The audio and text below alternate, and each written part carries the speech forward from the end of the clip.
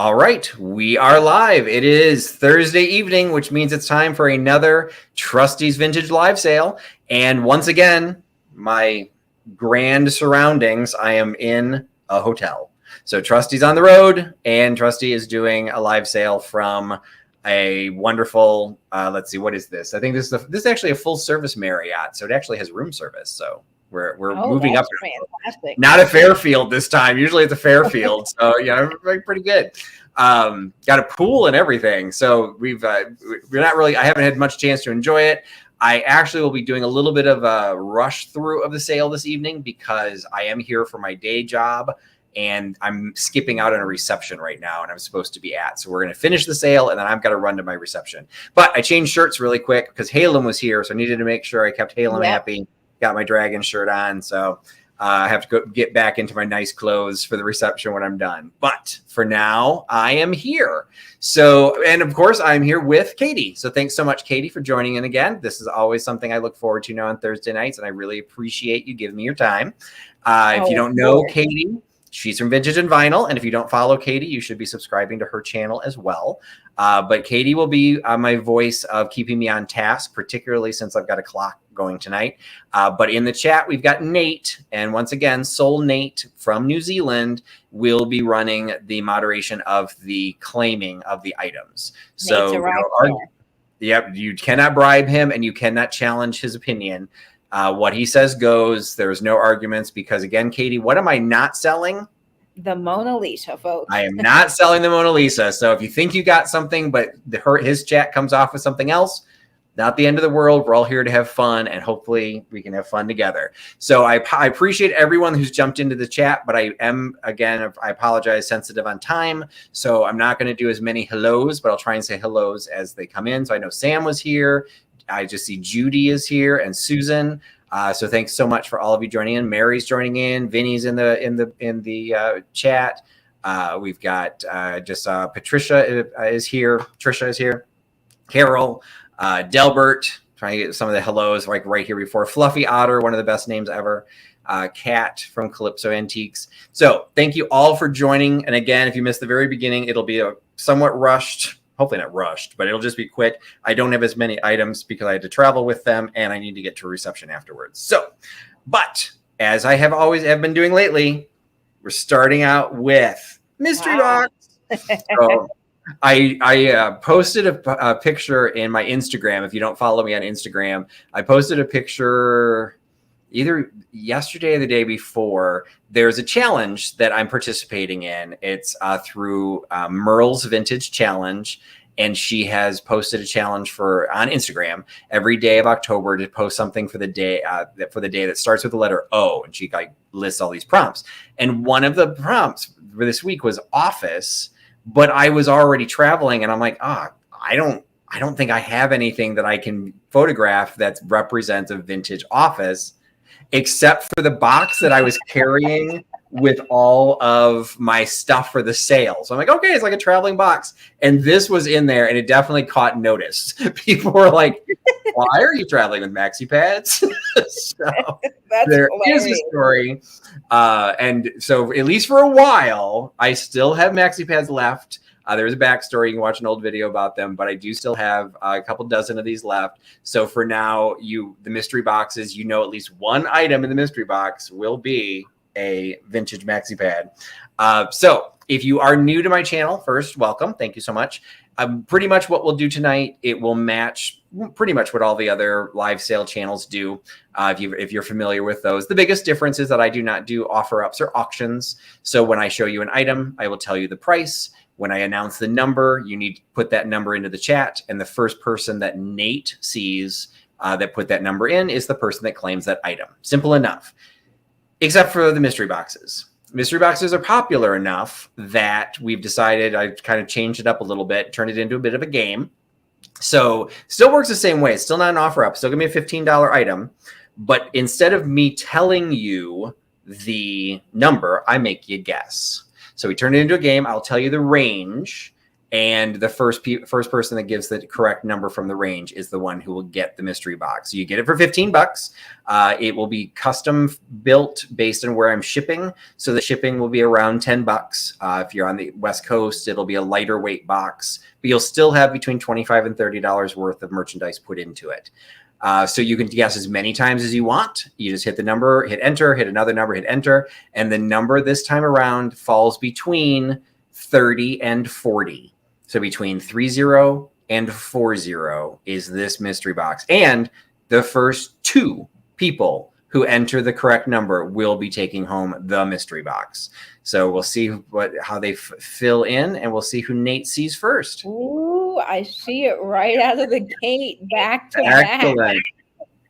Holy moly, folks, that's amazing. And I love those Mitten Box maxi pads. They're so fun. So I see one. Oh, so now I see 3. So, and they all the same timestamp. So we will have to see who else. Have to see who Nate finds first. Man, it is like flying through the chat. All these numbers coming in. I'm always glad that they're popular. People that get them seem to like them. So, and if you get one, always make sure if you're on Instagram or YouTube, share the opening of it. I'd love to see. Some people have opened them much later, like weeks after I've sent them. I don't remember what I sent. So I'm watching, I'm like, oh, that's right. That's who got that. So it's fun for me to watch too. And Patrick does great mystery boxes. The one that he sent me that someone got off of his sale, it just had some amazing items. And the number was 38. So we got the two people that Nate saw first were My Flea Market Treasures and Susan Way. Congratulations, guys. You did it. Awesome. You got it. So I'm making my notes because I did not have a chance to print out my forms. So I've got to make sure. Last week, when I was also traveling, I made my notes. And then I sat down to do my invoicing. I'm like, what did I sell? I literally could not figure out my own handwriting for what I abbreviated. Oh, It was that sweater clip brooch that had the moon, the full moon, the crescent moon, and the star. What I think I wrote or tried to write was moon/star. Well, that's all I wrote. And my penmanship was so bad. I'm like, Moody System. I'm like, what did I sell? I literally had to go through all the stuff I brought back from the trip going, okay, what did I not claim? And I'm like, oh, moons and stars. I get it. So I figured it out eventually. But and you've got a fabulous eBay item up, right, Patrick? I do. And I do apologize. I did not travel with it this time, because I didn't want to risk it being damaged. But thank you for reminding me, because although I don't do auctions on my live sales, I do have a YouTube channel or a eBay store, and I feel that's where auctions belong. And the item that I have up on the auction right now is the Jackson 5 program book from 1972. So it's on the listing. It's a series of all the photographs, some in color, some in black and white, showing the Jackson 5, the entire family, including, like, it was like a pop quiz. Can you name all 5 members of the Jackson 5? I certainly could not do it. I couldn't either. So no offense to Marlon and Tito, but I would not have been able to come up with all of their names. So that will end in 50 minutes. So it'll end at the top of the next hour. At this point, there are no bids. There are 9 people watching it, but no one has bid on it. So we shall see. So it's at its opening bid of $20. So we'll see how that actually goes. The previous ones were selling in the $50 to $60 range. So maybe the market for Michael is not as much as I'd hoped, but so you might be able to get a good deal if there's no competition.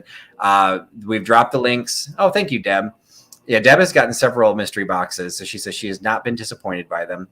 And Nate has dropped the link to the Jackson 5 program book. And I do not, just so you are aware, I do not have an auction item going up for next week, because next week, and this is a good time to announce it, next week I will not be having my live sale. As I've traveled last week, traveled this week, I will be again traveling next week. But during my live sale time, I will literally need to be driving. So there's going to be no way for me to do one. And I'm also going to be traveling the following week. And so I'm not going to be in a position to ship anything. So even if I did a recorded sale, you'd have to hold on to it for like a week and a half. And for something that I would sell on eBay, that's not allowed. I would have to sell it within 3 days. Or ship it within 3 days. So I'm not going to have an item listed newly tonight. So it's just the Jackson 5 one. Whoever claims it, I will ship that this weekend when I get home. But the no new item, and I don't know when I'll have another new item coming in. It just, my travel schedule is a little crazy for October. But Patrick's a traveling man. I'm a traveling salesman who could not travel for a year and a half. So now I'm kind of making up for it. So it's trade show season for the industry that I'm in. Usually I can control my schedule, so I can pick where I go, when I go, and how long I'm gone. It's a trade show. I have to go when they tell me to. And it's it just happens that the 9 states that I carry, all 9 of their trade shows occur in a 2-month period. So I can't travel all of them. Literally, I was sitting in the trade show today covering the physical show, covering the Minnesota show that was virtual. So I'm talking to people in this state while I'm typing to people in another state, just trying to keep it all together. So in some ways, I can cover more because of COVID. But at some point, I have to start traveling to all of them. But for now, you get me here, and we'll do another piece of the sale. So I was talking about brooches. I will share another brooch. So this is a little Christmas or winter. I guess it could just be a winter brooch. It is I'm going to say it's a Mr. and Mrs. Snowman. Although we could be progressive because they both look like men. Although I guess that one, the front hat, I guess her hat kind of is a little bit bigger brim. So maybe that's the Mrs. Snow Woman. Okay, what's the terminology, Katie? Is it Mrs. Snowman, or does that become a Snow Woman? I don't know. I don't know. I think Snow Woman and Snowman, but one has a baseball looking cap and the other has a Panama hat, or the other one could have a bowler cap on, depending on so like you could have all kinds of entertaining conversations with your friends trying to figure out what kind of gender norms we have for our skating snowmen, snow people. So they've got their little silver skates on. It is not marked, but I will show this to Katie, the expert. Based on the back, I don't think this is particularly old. Is this noteworthy of any particular? I thought it might be Avon, but Avon almost always marks their brooches. So this one I couldn't find an Avon mark. Does this look like anything that you've seen before? I've not seen anything like that per se, but I do see that it's really good quality. You can just tell the way the back is done. It's got a nice solid clasp. I don't think it's particularly old either. I would say maybe 80s or 90s, but it is. That was kind of what I thought. Piece. And it's in great condition. All the enameling is still there, and hopefully you can kind of tell. I apologize. I had to haul some lights with me, but you can hopefully see it's sparkling because it's kind of like a glitter snow that they created. So it really does catch the light, and then all of the white silver tone for the rest of the brooch. So there's a tiny bit. I might be able to be tarnished or polished up a little bit, but you can see there's a little bit of tarnishing right on the pin itself or some sort of oxidation. But it's still structurally, it's still in a really good shape. But didn't know who made it. Wasn't 100% sure on its age, but I thought it was cute. So I picked it up and I'm selling it here for $6. So $6 for the Snowmen brooch, Snow Woman, Snow People. $6 for number 40. $6 number 40 for the Snowmen brooch. And the nice thing about that is it doesn't just have to be Christmas. That will carry you all through winter, which is fantastic. Absolutely. Nate changed his name. He's Soul Maxi Pad Nate. Love it, Nate. And I see Berkeley girl, Katie, picking up that fabulous brooch. Quick hello to Logan, the Vintique Scavenger, and a happy birthday to Judy Scallett, who's also in the chat at the moment. Thank you for helping me keep track. Hello to everyone. Thanks so much for joining in the sale. Because I was traveling, a lot of what I brought was some ephemera, lightweight, small things that were easy to pack. And so the next item I have is, I've had some of these before. They're these little vintage, like almanac recipe notebooks that were made. So this one is the Taylor Home Set. And it's got recipes carefully tested for time and temperature for jelly making. Okay, there we go. Get some more Jello molds for you there, Katie. But I don't know if these would be how bad these would be for you, because this is copyrighted 1926. So we're going pretty early. So this is Taylor Instrument Companies. Now I don't know what she's holding. Do you know what that is? Is it like a candy thermometer? I'm assuming it's something that Taylor makes, but I don't know what it is. It looks like a candy thermometer. I don't think it's a turkey baster because it, the tip kind of looks like maybe it's there, but I think that might be part of the windowsill. Oh, I see. Oh, yeah, I see what you're saying. But then there's something hanging from it, which that threw me. I couldn't figure out what that would be used for. So, and then she's holding chocolate, maybe. A box of knives. So I don't know. So I'm assuming it's something that Taylor made. It just says the Taylor home set for jelly making, canning, and preserving, homemade candy, baking, and roasting. Taylor Instrument Company is of Rochester, New York. And it's written by Nina Badenoch, instructor, American School of Home Economics. Okay, so actually, if you open to this one, it says that they made an oven thermometer and a sugar meter and a candy thermometer. Now, what's a sugar meter? Yeah, see, that's what I don't know. I've never heard of it. It says for canning and preserving, but I've never heard of a sugar meter before. And maybe how much sugar is in your canning things. I don't know. I'm not very good with canning. Successful method of home jelly making and fruit canning using accurate temperatures and density tests. Ooh, we're getting serious. So there are recipes for jellies. Oh, here's a picture of the sugar meter. Oh, there we go. So that looks pretty cool. I don't think I've ever seen one, but no, but that's fantastic. I'm not 100% sure what that would be measuring. If that's percents, maybe 60. I don't know, but I bet it had mercury in it. Oh yeah. All right. So yeah, definitely toys that can kill you or things that can kill you. Recipe for canning fruits, clover leaf rolls, Parker home rolls. Oh, cakes are in here. Here's the candy thermometer. Oh, I bet that's what's on the front because. So yeah, maybe that. I don't know why that tag is important, but it seems to be. So this one doesn't have as much of a notes section in it. It's really just a lot of recipes and then some ads for their tools. So there's some cool full page ads in here. It is a smaller scale, but it's super lightweight to ship. So your shipping is gonna be nice and inexpensive. Cool piece from 1926, and it's only $5. So $5 for the 1926 Taylor tools cooking. $5, number 52. $5, number 52. That is a really cool piece. I love the age on that. And I love finding the old ones. Like, they're just so cool. They are. It's fun seeing what was back then. Because we certainly don't do some of those things now. And you could probably do a nice analysis of just some of the stuff that went into the recipes. Like, okay, wait, where do I get my calf's foot? I don't understand. And I see Judy Scalet picking up number 52. So that's a lot of fun. Just a piece of vintage. A quick little sneak peek. So shortening, New Orleans molasses. I don't know what New Orleans molasses is. I know what molasses is, but I didn't know there was a New Orleans variety. Some of it seems pretty straightforward. Okay, we got rose essence. Do they still make that?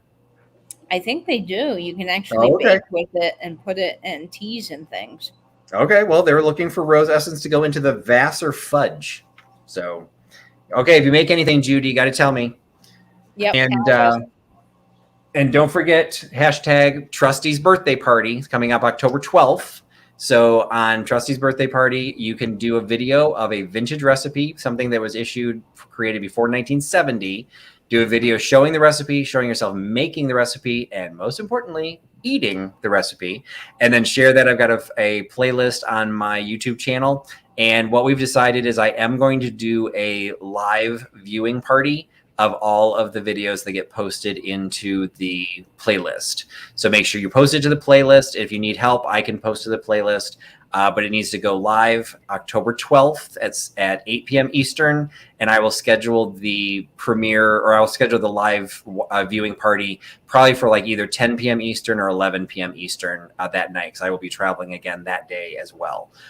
So keep that in mind and find your own vintage recipes and have some fun.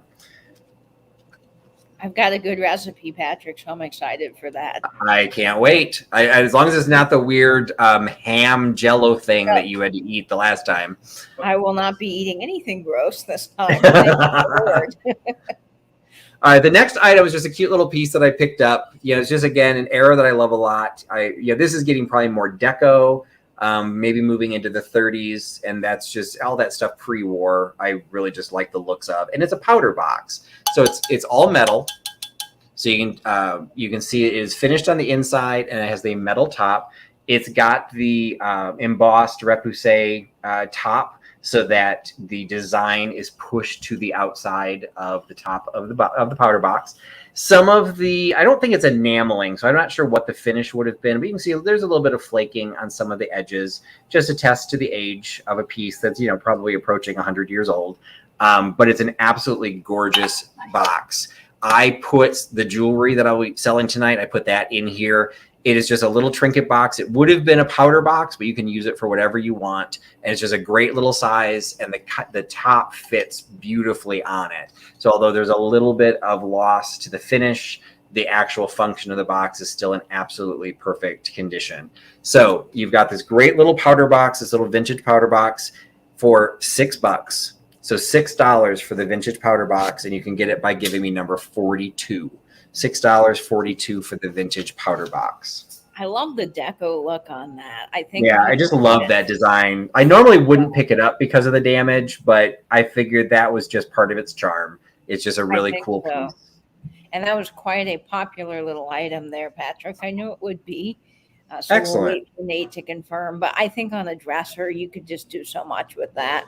And the idea that someone used it and loved it for all those years, those little wear spots do add to its charm. Yeah, and then they felt it was so important enough that they actually kept it. They didn't then throw it away. So, and Nettie is getting number 42. So congrats, Nettie. Excellent. And I also believe Nettie, if I remember correctly, that was the item Nettie saw in my Instagram feed. So it's always nice, and she liked it. So it's always nice when people see it advertised and then they're able to get it. So congratulations, Nettie. Glad you were able to pick that up. We were talking about cooking and baking. I've got another vintage baking item. I was trying to figure out the age of this because I happen to have the packaging that it was made in. Now, I don't think I've got Miliart in the chat tonight, but this is made in Holland by a company called Tomato. You say tomato, I say tomato, with a D. But it's got all the different languages for what you can make this in. So Coop biscuits, that's got to be, I would assume, Dutch. But Teigschneider, that seems German. So you've got this box. There's no UPC label. There's no indication. So I'm thinking maybe 60s. What do you think, Katie? Yeah, maybe 70s. 70s probably for that. But, and then what it is it's a cookie cutter ball.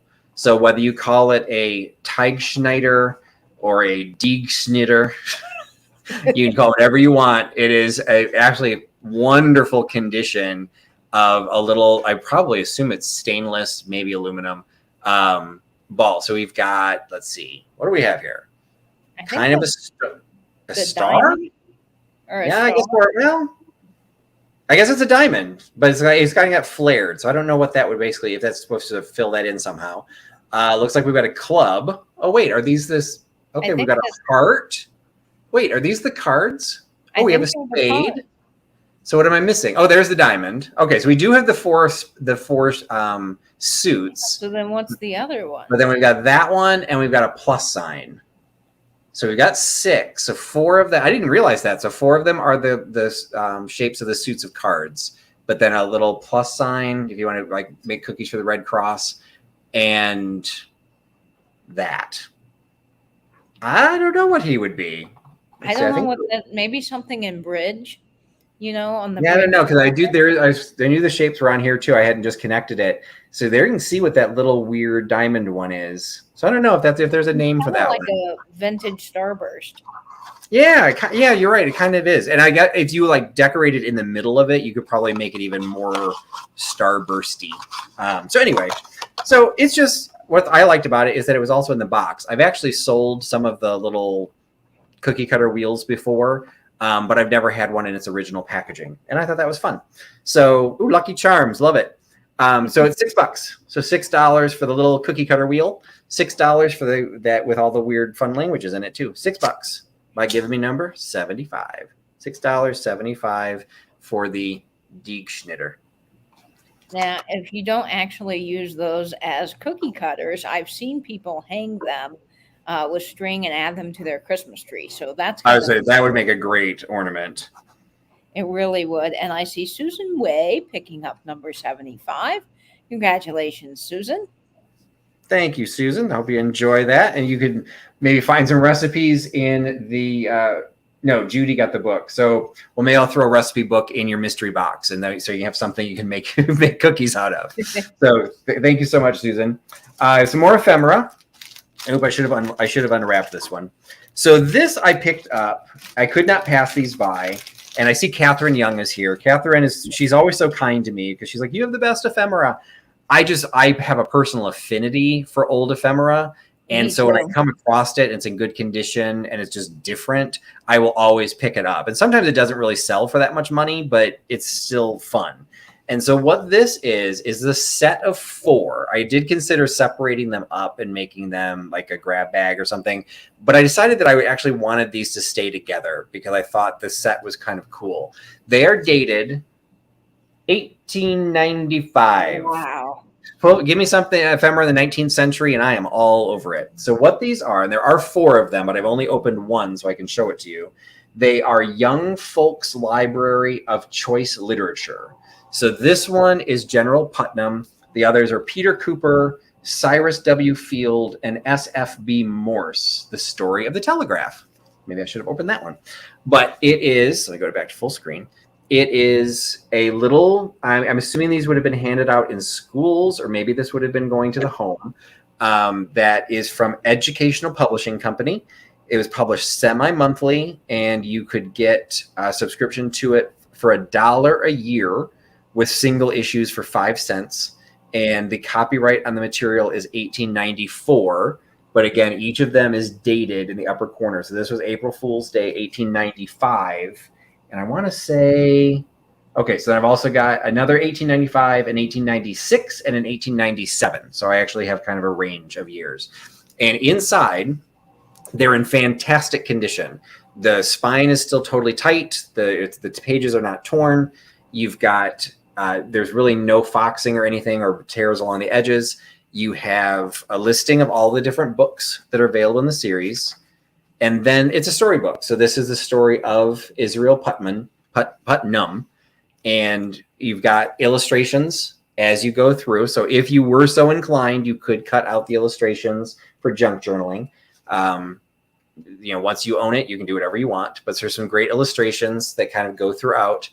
And then at the very back is the rest of the listings of the options. And then a storybook on the back of this one's of history and patriotism with a great photograph of probably a brother and a sister talking about a series of colonial children. The Peter Cooper one actually does not have that. The others don't seem to have a story on the back. They have the listing of the catalogs. But so it's a set of 4 of these 19th century children's literature books. They're all in the same general condition. And again, we've got the different stories, and you can get the set of 4 of them for $12. So $3 each, only $3 for something that survived for over 130 years. $12 for the set of 4 by giving me number 28. $12.28 for the 4 19th century children's lit. Those are fantastic, Patrick. And I have an affinity for ephemera too. So you could put that in an ephemera bowl. And like Mary's saying, don't cut those up for junk journaling. You can always scan them in and save them. Oh, that's true. That's true. You can scan them. And I And knew I those were wasn't familiar with them. Had you ever seen anything like that before, Katie? That young folks library thing?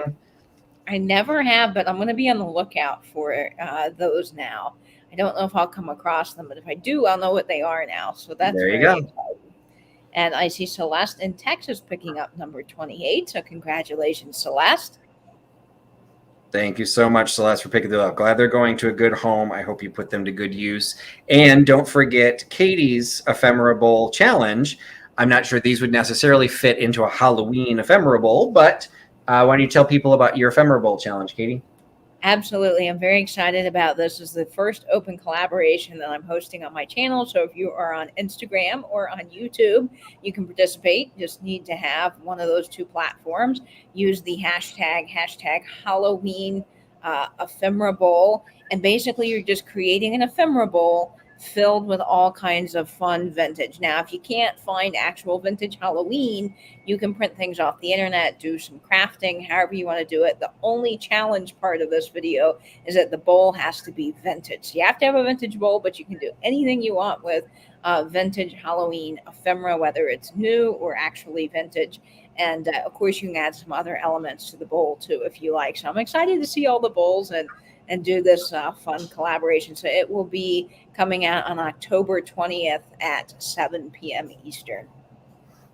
And I got my bowl.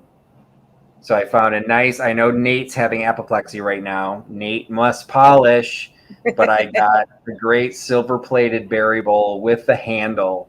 And I felt that handle would be perfect for putting some of the bigger pieces of ephemera up so that they didn't fall or flop over. So that the handle is, it does actually move.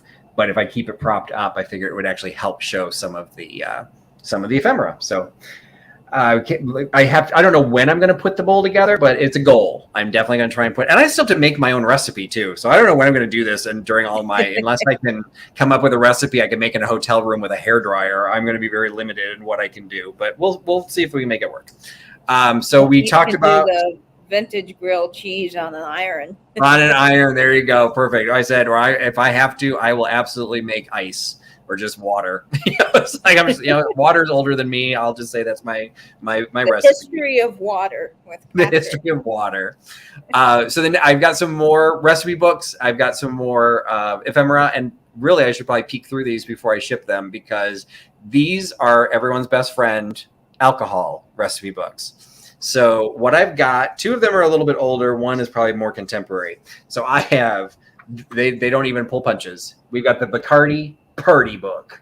So we've got a vintage recipe book for drinks, punches, snacks, hors d'oeuvres, and entrees. And it's a little, probably 30-page brochure. It's a brand recipe book because it's all talking about all the different flavors of Bacardi. I don't think this one ended up.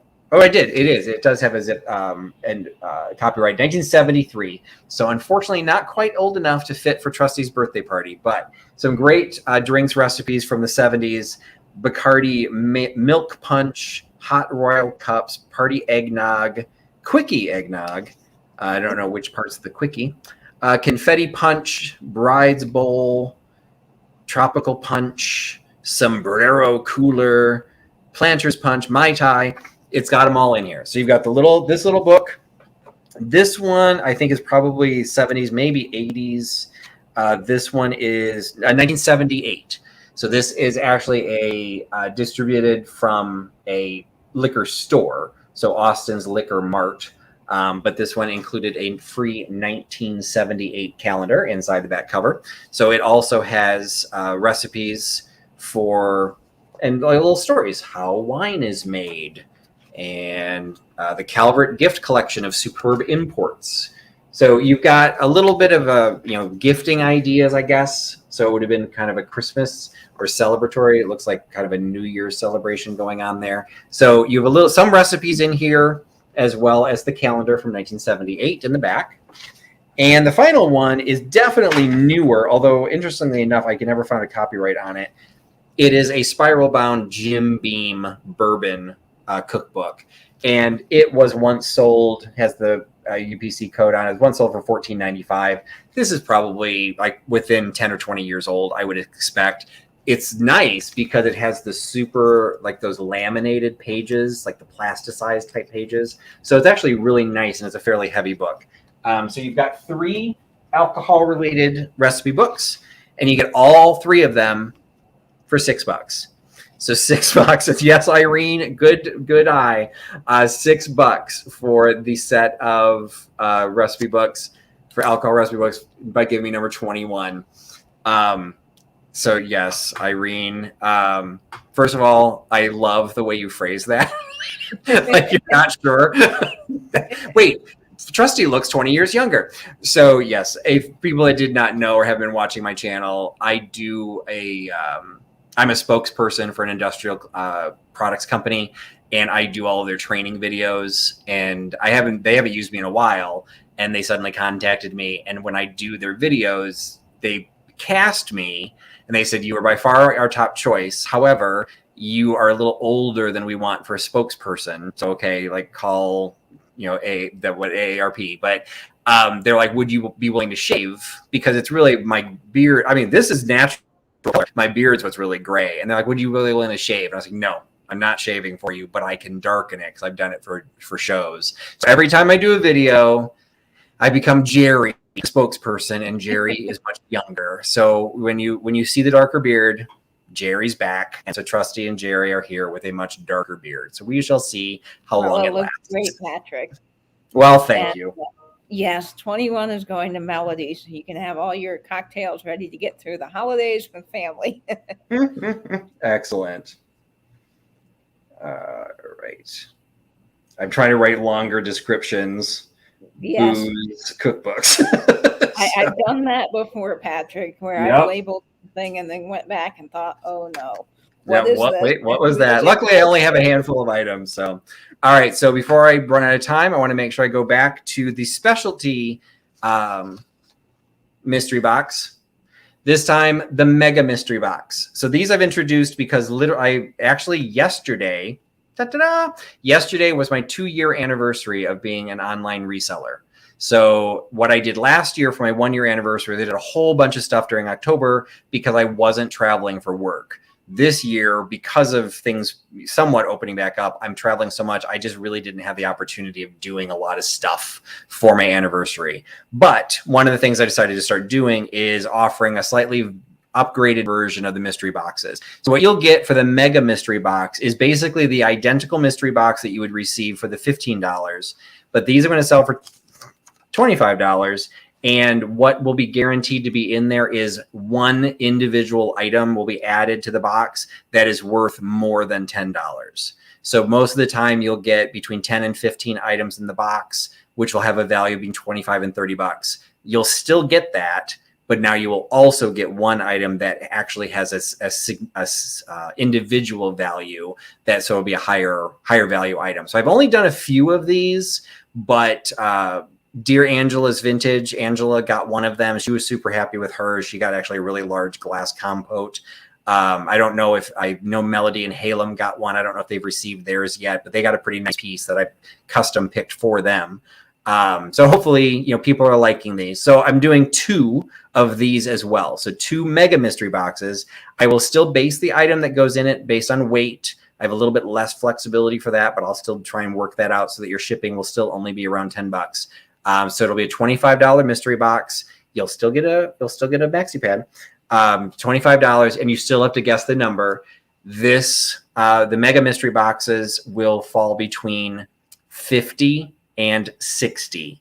So the first 2 people that give this number, I will give 2 mega mystery boxes for. So again, between 50 and 60, 50 and 60. And you're muted, Katie. Muted. I was just reading lots of comments from people in the chat saying how much they loved your mega mystery box, and it was very popular. Oh, good. And Yeah, I think actually Angela opened hers live on air. So I think people did get to see that one. Now, I will say Angela got a little bit of a perk because if you don't know, Angela actually lives within driving distance to me. So she got it hand delivered, which meant her box weighed about 15 pounds. I gave her some really big stuff. Still is the same, value and all that. So she got a little slight benefit of being nearby, but I do still try and make sure that people get to enjoy their boxes. And I see this number already twice in the chat. So we're Okay. going to have to wait for Nate to confirm. But a big congratulations on your 2 years of selling, Patrick. That's very exciting. Thank you. Yeah, so I've been doing online for 2 years, and then in basically right around Thanksgiving will be my 2 years on YouTube. I started YouTube a little bit after. So yes, the mystery box was number 59. And so it looks like the mystery boxes are going to Celeste and Susan Houghton. Well, congratulations, guys. You did it for the Mega Mystery Box with some fabulous Mitten Box maxi pads. All right. And I'll make sure. So can't remember where Susan's based. Texas is like mid-range for shipping. So I have to be a little bit sensitive on weight. I can't remember where Susan, I think Susan's in Kansas. So Susan might get a heavier box because that's pretty cheap for me to ship to the Midwest. So since that's where I'm coming from. Oh, and there you go, Susan. That's her first. That's exciting. Yay. So I hope you enjoy it. And you got your first is a mega, and you always remember your first. So the next item, we are going into another piece of ephemera because once again, I have a lot of it. That's what I packed. This one was a super fun. So where are my vintage sewing collectors? This is a certificate of warranty from the Davis Sewing Machine Company, dated 1910.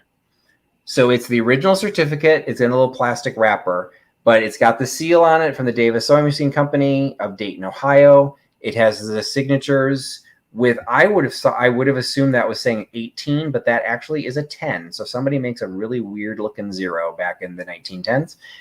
Because it is stamped right at the top that this warranty was issued on July 6th, 1910. It's got the warranty number. It has who it was issued to. It's just got some great graphic, the great pattern going all the way around it. This would look so great framed in a sewing room or any sort. Again, it's just great vintage ephemera, but this just screams out to be framed. It's just an absolutely gorgeous piece. I had to pick it up. For those that don't know, I used to own a quilt store for 10 years. So I do still have, although I don't ever want to see a quilt again, I do still have an affinity to vintage sewing ephemera or sewing items. So it is the Davis Sewing Machine Company warranty certificate from 1910. It is an absolutely fantastic condition. It was folded at some point. So just, be aware of that. You can kind of see there is a fold going down the middle, but there are no tears to it. It's very tight around the edges and the corners. It's a great little piece, and it is available for $10.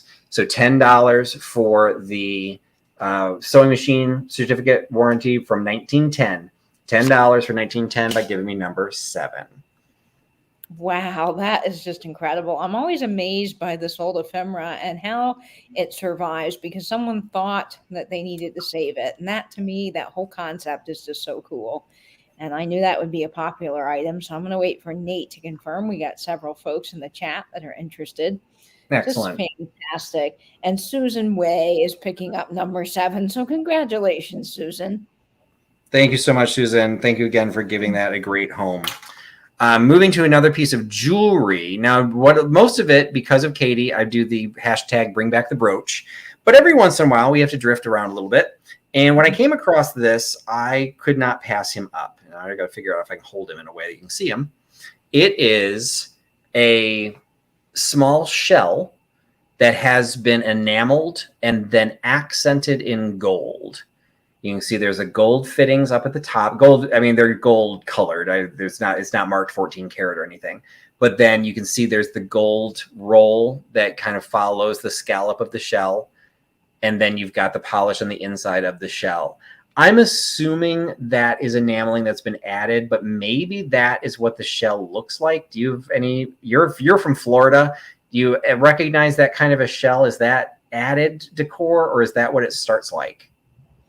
I don't think the color is what it would actually be. I think that's added. but that shape and the texture in it definitely is very much a Florida shell. And I don't know my shells very well, so I'm not exactly sure what kind that would be called. Yeah, I don't either. And I Yeah. didn't bring my tape measure, so I apologize, but it's not particularly large. Like, what can I hold it up Not against? a Nautilus shell, maybe a Nautilus. Yeah, I so don't like know. the tip of a pen. I mean, it's probably 2 inches long, so it's not like it's like a conch shell. Like you're not going to hold it up to your ear. So Melody's saying that the inside would have been the original color, but she thinks the outside has been augmented in some way, which is what my initial thought was too. That something has done to this to give it that color, but it does look very natural. So it's Fluffy Otter saying the same thing. But it makes it super pretty, and it's actually coming across as a pretty accurate representation of the color. It's kind of like a turquoise, kind of an aqua, maybe a little bit more green than blue. So it's fairly color representation there. I just thought this was absolutely gorgeous, and even though it's not a brooch, it's just a great little pendant that I'm scared to death I'm going to drop. And you can have this one for $10 for the little shell pendant. $10 for the shell pendant by giving me number 14. $10, number 14 for this shell pendant. We have a wonderful show here in Florida. It's a seashell. We got a she shed. What are we doing? Gem and mineral show, and so it's kind of combined at the Morocco Shrine Center here, and they have people that not only bring in seashells for collectors and all kinds of obscure and beautiful pieces, they have jewelry makers that make jewelry out of these vintage shells, and it's just really amazing. And I see people I thought it was kind of cool. Escargot, and I love escargot. I could go right now. I don't see any takers on that, but it was a great piece, Patrick. No worries. All right. Next is going back to some ephemera. We're going back to some cookbooks, and these are all Christmas themed cookbooks. We're all vintage cookbooks. We've got the outside one is the one holding the rest of them together. So the outside one was issued by, this is for Melody, the Highland Park Dairy, but this is a Season Greetings cookbook. This is the largest of all of them, probably like a 5x7 size. And this one is Merry Christmas and Happy New Year. So it's a greeting from the dairy company. And it has, check out the graphics.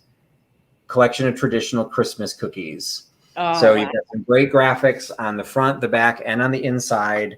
This was one of the ones I don't believe had a copyright on, but based on these graphics, I would assume the 50s. What do you think, Katie? Yeah, I would definitely say 50s for that. I mean, you can just tell by the way the graphics are done with the. And I think that is the copyright, and I think it does say 1950. Yep, I think. I didn't bring my magnifying glass, so I couldn't quite see it. So with that, so there's multiple in this lot. So that's the largest. This one's from 1953. So this is a Tested Recipe Institute cookbook, A Feast of Yuletide Cookies. So you've got some great Santa cookies on the front. You've got some stocking cookies on the back. 16 wonderful recipes for Christmas, some new, some old. And there are some photographs in the middle of some of these as well, showing some of the recipes: walnut fingers, coconut macaroons, peanut marguerites. So you got a great mix. That's a 1953 cookbook. You've got the Holiday Sweets and Everyday Treats by Mary Taylor. This is from the PET Milk Company. Is that Pete or Pet Milk Company? I've kind of heard of it. Isn't that how you say that? I've seen it before, but I don't know if it's a word or if it's an abbreviation. So maybe is it just Pet? It might be just Pet. It doesn't have the dots in between. Yeah, so I think that brand still exists, but this is clearly an older one because this is advertising Fibber McGee and Molly. Oh, I love that. So you've got this great advertisement on the back of the cookbook, and on the inside, this one is also dated 1950. You do have some colored photographs with those recipes.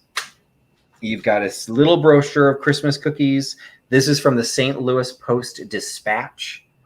And so this is kind of like a little, actually it's still a staple bound book, but you've got some graphics in the middle of this one. This one is dated 1955. So we're just screaming mid-century modern in the middle of all of these. And then we've got the Couples Hesse Corporation from St. Louis, Missouri. Christmas Convoys from 1952. So this is Christmas 1952. Check out those graphics on the front. Man, Christmas. oh man. And then you've got the little bells inside with the recipes.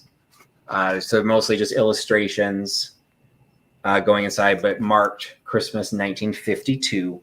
So that was 1, 2, 3, 4, 5 recipe books.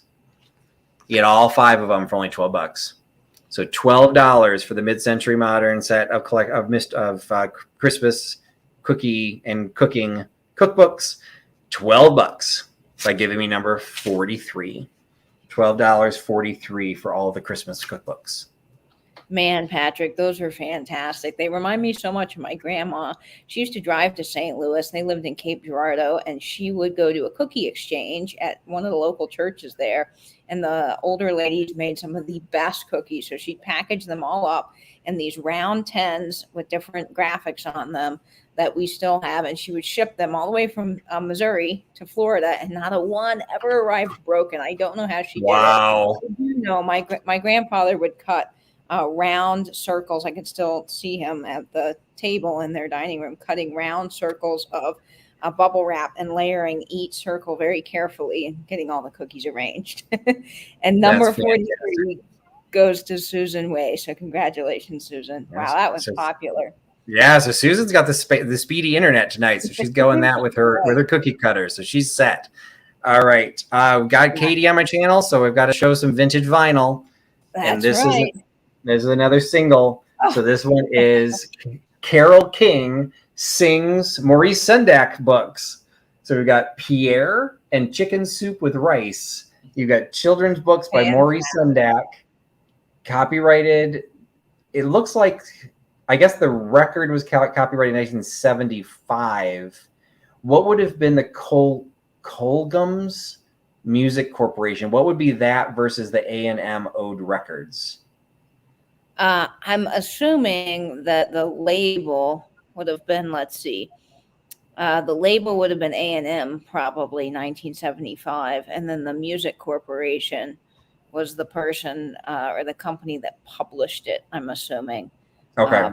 So I think 62 is probably the copyright of the books. It says the illustration, but that's probably when the Sendak books came out. So you've got the sleeve, has the image of Carole King. You know, everyone knows her from Beautiful.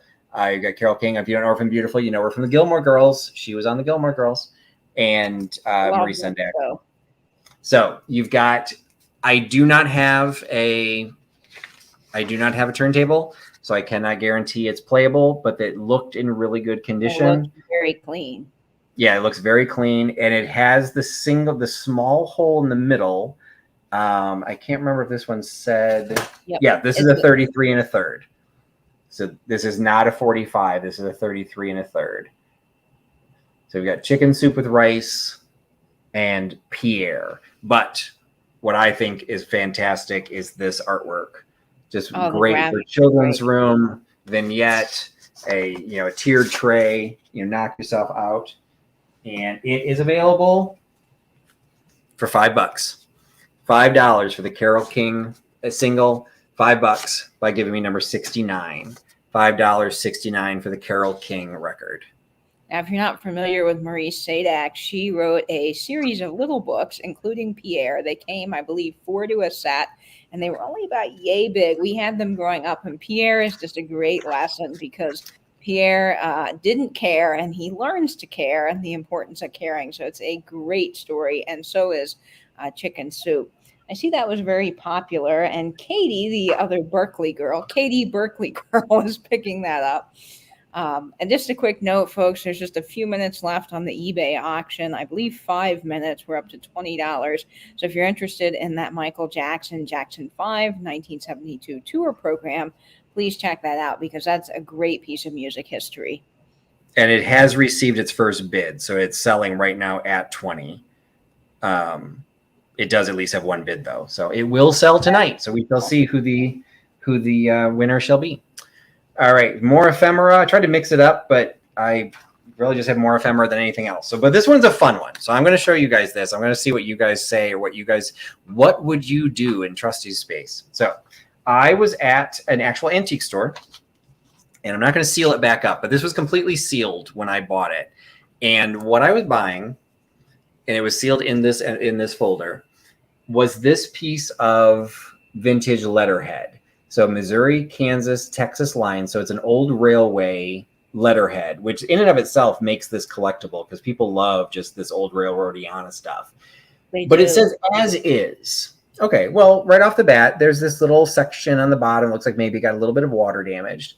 But is anybody else seeing something on this piece of paper? Isn't there a kid? Yep, there's definitely something on the background. And this thing was completely sealed up. And I'm like, okay, there's something there. Like, I don't know what that is. It can't be a watermark. It's like way too large and way too multicolor to be a watermark. I'm like, you know what? I'm going to get it, because even if it's nothing special, the letterhead itself will still make it sellable on eBay. Well, let me just say, I'm so glad I did, because when I got home, ripped it open, and got the piece of paper out, check it out. Somebody drew this cat like ripping the innards out of a pumpkin. It's I don't know what the connection is. Like, I guess this was probably just some letterhead sitting in somebody's house, and the kid, grabbed it to draw a picture. Now, to work with their dad. I have no idea the age of the drawing. I would say the letterhead, maybe 60s, 50s, 60s. Yeah, I would say 50s. But the drawing could be any time. I have no idea. It doesn't necessarily date back, because this letterhead could have been sitting in somebody's house for 20 years. And they're like, oh, hey, kid, go grab the scrap paper. And this came out. I don't know. I just thought it was too cute. And I just picked it up last week when I was in Missouri. And I'm like, you know what? This is perfect timing. Halloween's coming. This is a perfect vintage little item. You don't know, they didn't sign it, so you don't know what. I'm assuming it was a kid, but you don't know who drew it. But I just thought it was super quaint, and then knowing on the back it's on the piece of railroad letterhead, I just thought it was kind of cool.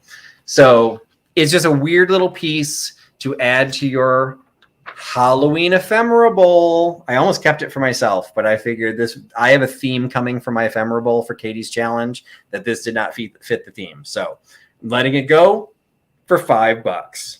So $5 for the mystery drawing on the back of the railroadiana letterhead. $5 by giving me number 70. $5, number 70 for the cat with the pumpkin. Now, I have to say, for a kid, that is pretty well done. That must be a little bit more of an advanced age child, because you just tell that they put some thought into that. I do wonder if they traced it. Oh, quite possibly. Because there's some coloring over some lines that I'm wondering if there was something that they laid this on to get that template, like an old Beistel, cutout or something. Because it does definitely have that vintage look. But yeah, it's just a weird little item that I'm like, you know what? I need to bring him home. And so does Celeste in Texas. She's picking up that fab piece. So thank you, Celeste. Excellent. Thank you, Celeste, for picking that up. I will add that to the other box you are getting. All right. Now I've got one more brooch, and this one is going to on the small side. I just thought he was cute. I left him on a little piece of paper so I could hold him. Oh. He's like made out of, I was about to say he was made out of wood, and I still think he's made out of wood, but he's actually been mounted onto a metal plate. So, and the metal plate's like almost the exact same size and shape as the wood tiger. So I do think he's wood. He might be resin. I'm not sure. I, again, do not know the age. He's not marked. He's not stamped. There's no indication on this in any way. I just thought he was a cool, tiny little tiger that would make a fun item. And I've lost his tag. He is very cool. I don't know the age on him either, but with that little rivet construction, he might be a little bit older. I just think that he's fantastic. Yeah, he does have the little safety clasp on there. So, but he's a little small. So like he's probably only maybe 1.5 inches, 2 inches from tip to tail. So he is rather on the small side. And okay, hopefully I did not reuse the number because I do not want to create a problem with my numbers, but I didn't track my numbers. And this one I think is the one that I had. So it's $5 is the pin. And I'm going to say he's number 70. So if that's a reused number, I do apologize. I don't think it is. I think it is, Patrick, but it's okay. Okay, yeah, so we're just being very clear. This is number 70. This is the problem when I don't have a chance to pre-do all my paperwork. And I wasn't writing down the numbers. I was only writing down the prices. So I apologize. So this one is $5. It's just number 70.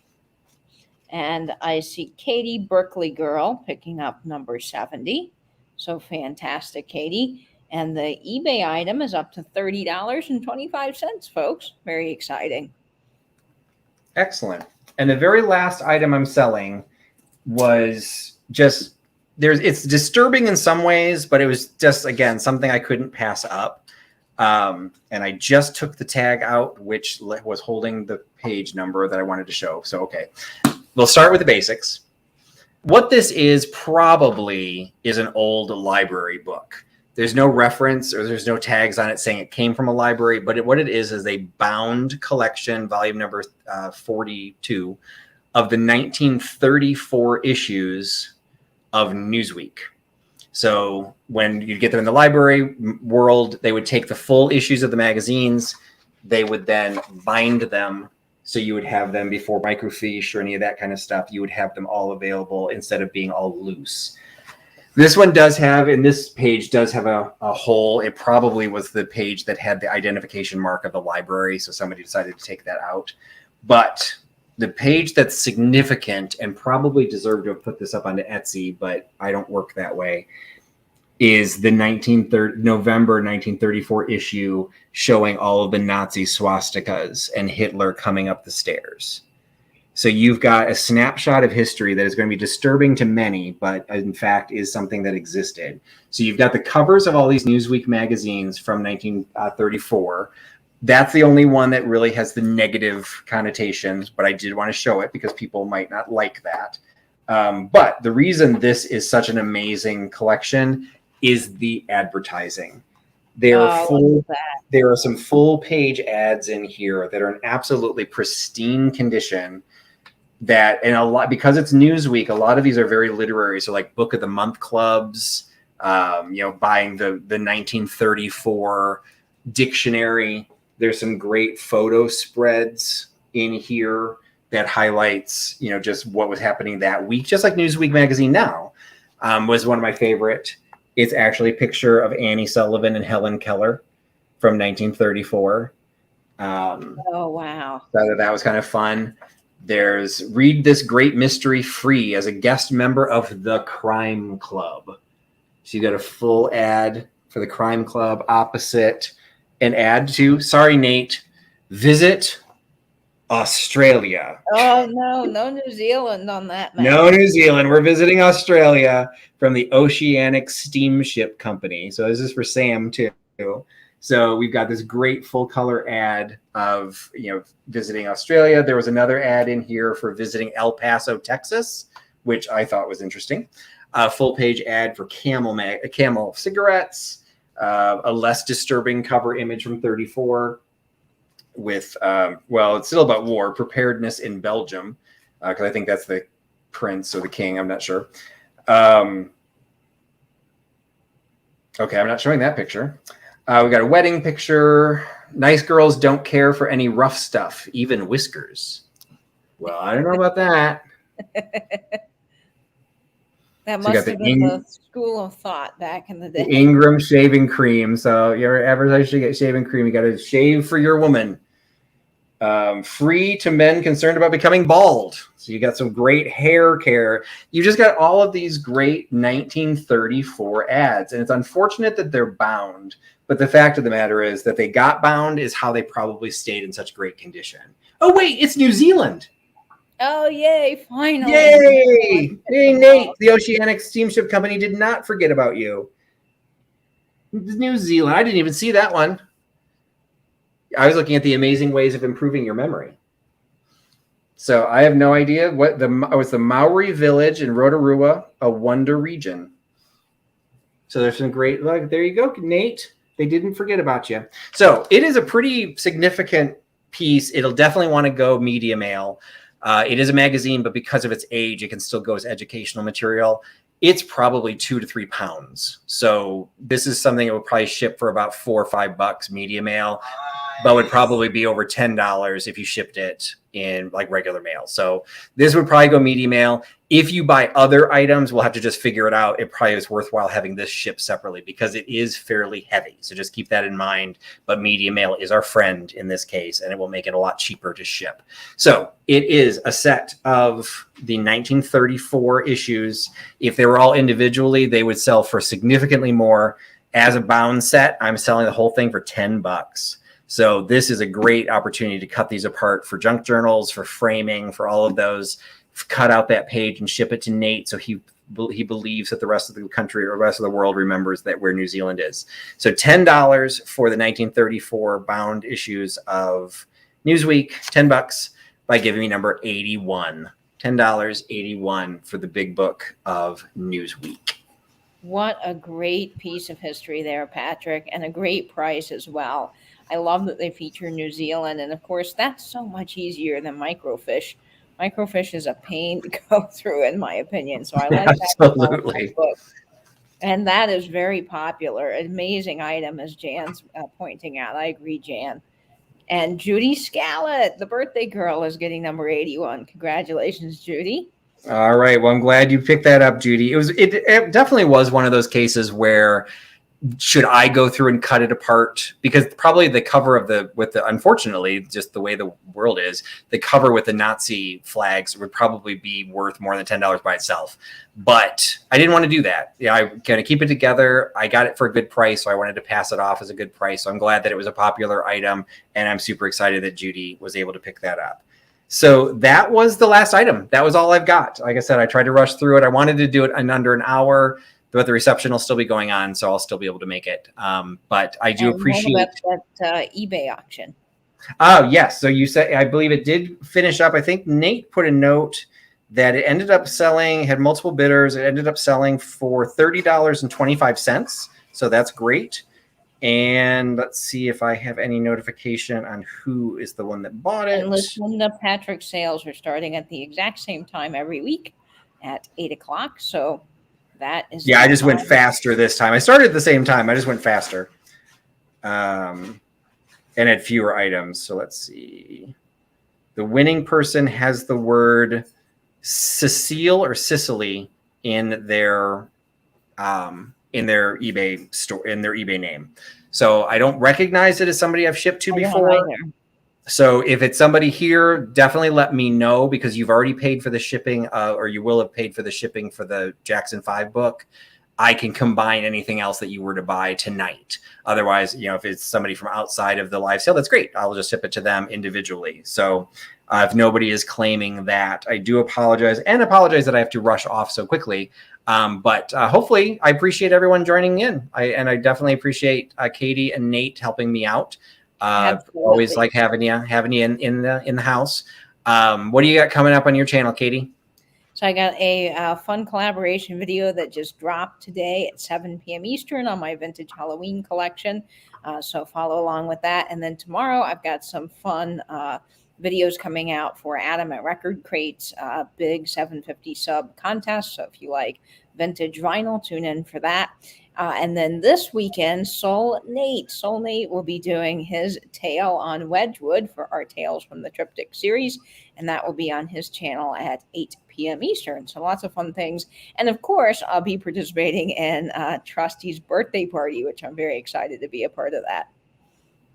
Excellent. I hope everyone else participates in the birthday party as well. Again, that is next Tuesday, October 12th, hashtag Trusty's birthday party. Make your own video. You can also do it on Instagram. That's fine too. But if you do a YouTube video, post it to go live at 8 p.m. Eastern on the 12th and add it to my playlist, which you will find in my YouTube channel playlists. So thanks again, everyone. Thank you again, Nate, for helping moderate in the chat. Thanks for everyone that's picking them up. I will be home this weekend, so I should be able to get invoices out by Sunday, and I will ship everything out before I head back out the door next week. And if you missed the very beginning, I will not be having a live sale next week because I will be traveling. So Katie is going to plan something in my stead on her channel, but at the same time. So you'll still have something you can fill your Thursday nights with by hanging out with Katie's channel. And we will be having on Wednesday also on Katie's channel, because I can't have a live sale on Thursday, I will have join Katie's sale, and I will have a short live sale on Wednesday,